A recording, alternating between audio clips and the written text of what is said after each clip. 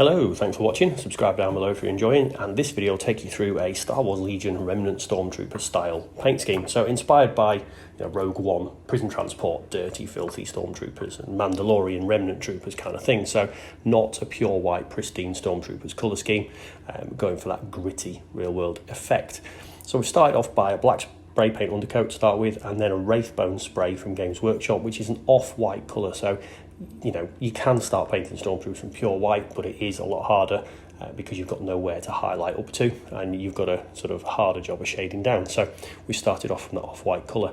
First step, black paint, and we're looking at covering the guns, the gloves, the gaps and joins in between the armour where the undersuit shows through, and then with a nice little fine detail brush or a real skinny brush doing the helmet rim above the eyes, the eye sockets, and then that kind of nose vent, which you'll see in a second. So what inspired the Remnant Troopers? I think I've referenced on the channel before. My lad and I got into playing Star Wars Legion last year. He's a massive Star Wars fan, isn't into the wargaming, and I thought, right, here's a gateway drug, let's get him into wargaming as a whole. So we've been playing Star Wars Legion.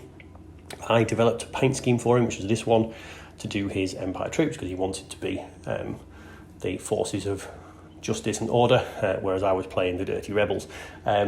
So I've stolen a squad back off him because he's kind of got a bit fed up of painting 30 odd Stormtroopers, and I said, right, I'll do these for the channel, get you a bit closer, and you can finally have that attack you're after. So this is this scheme that we've done. So a fairly basic scheme, fairly simple to follow along, but gives a real nice effect on the tabletop when you've got a collective of them done together.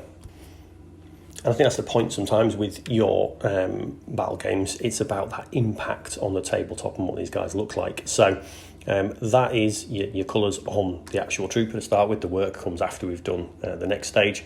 So on the basing, all we've done, because we're going for a desert-inspired kind of Tatooine style floor, glued on some little pieces of slate, and then some just sands, just with PVA, nothing fancy on there. So it's fairly simple, basic basing scheme. But again, just will tie both sets of the forces together, and it works together with the scenery that I've made. So the scenery in the Rebel Trooper scheme I'll link down below in the description for you if you want to check those videos out. And any paints I use here I will link below. So if you feel like using the exact scheme, you can do. If not, just take it kind of as inspiration. So yeah, basing, paint it on. We're not dry brushing up or anything. We're literally just painting the grey and the brown on, and then we will move to the next step, which will start tying it all together. So here we're doing an ink wash. Now this is a Vallejo sepia wash. You can use whatever washes you like. Thing to avoid though, don't use any kind of pink toned kind of flesh wash or anything like that. Try and keep it a sepia one, because what we're trying to do here is make the model look dirty, sand blasted, weather beaten. So you need to keep it a sort of natural, dirty, toned wash, not one of the pink style ones. So look, washing isn't the universal panacea to make everything joyful and wonderful, not on every model, but in your gritty, realistic painting schemes, definitely is, and I love it. I'm a massive fan of washes. Probably 50% of all the figures I get slapped with that Vallejo wash, and you can work up from it. So definitely one to have in the arsenal. Again, I'll link that one below.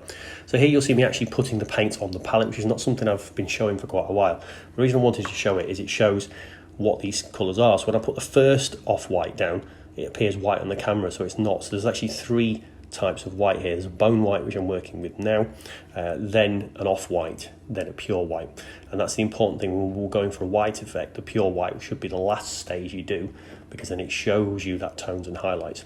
So now we're going to show two ways of bringing the armour panels back up. So first, we're going to use all three colours, starting off with a bone white, and we're going from the edge of an armour panel up to the centre with it, not hitting the very edge, not hitting the crack where that shade is, but starting there, pulling that paint away from the shade point in the armour where the crevice is, working towards the middle, probably going a third the way into that middle. Then we're taking the off-white, adding that on top, coming again a little bit further back, and then we'll use the pure white just on the very centre. So you see I've done one side of the thigh panel, then I've moved to the side of the thigh panel to, in both directions, have the paint flowing from the shade line and the edge of the armour up to the centre. So the centre gets the paint drawn towards it. So bone white at the very edge, then onto your off-white, then onto your pure white, just on that kind of raised area. And because we're using it fairly fast, fairly quick, we're not doing 10 panels at once, this paint is still going to be wet. So you basically blend it into each other, so it adds those shades in very slowly, and it gradiates up into the pure white that's going to be on the ridge. And you can see me there going back into the bone white, if I think that's not quite right, going back to the off-white, and just kind of playing with the colours on here. So it is a bit of experimentation.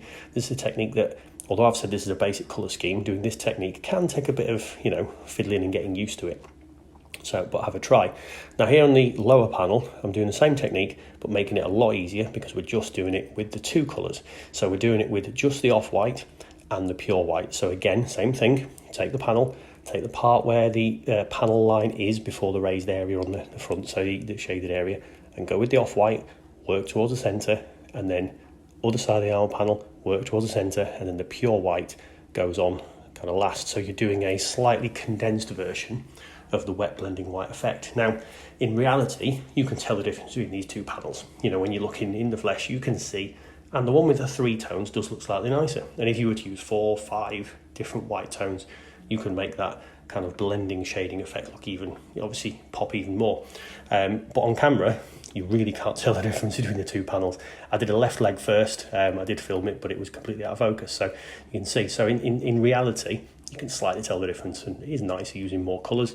On camera, you can barely tell the difference, and if I'm honest, when these are on a tabletop and they're 3 foot away from you, or 2 foot away from you because you're stood up above them, you cannot tell the difference between these. So knock yourself out, have a play, depends what kind of presentation standard you want to do on the models. So you see the completed model there. In terms of the base colours, we're now going to just finish this off. So now we are doing not quite a dry brush effect on the base, but fairly close. You're wiping a lot of the paint off, you're not putting too much in your brush to start with, and just go over the rock that's on the base with the grey, and over the sand with that brown. And then on the gun here, we're doing an edge highlight. So very small amounts of paint onto a very fine brush. Again, not a lot of paint on there, and you are just using the edge of your brush, running it along any raised areas you want to put some highlights on. So not every raised area on the gun, but just certain key ones, like, you know, the sight that's on there, the end of the barrel, that kind of thing, and just putting a very thin grey line on. Now you'll see quite frequently I'm putting it on too thick and using my finger very quickly to wipe it off. Another advantage of a wet palette is the paint will stay slightly dilute, so it is slightly thinner. You can just use your thumb to get it off.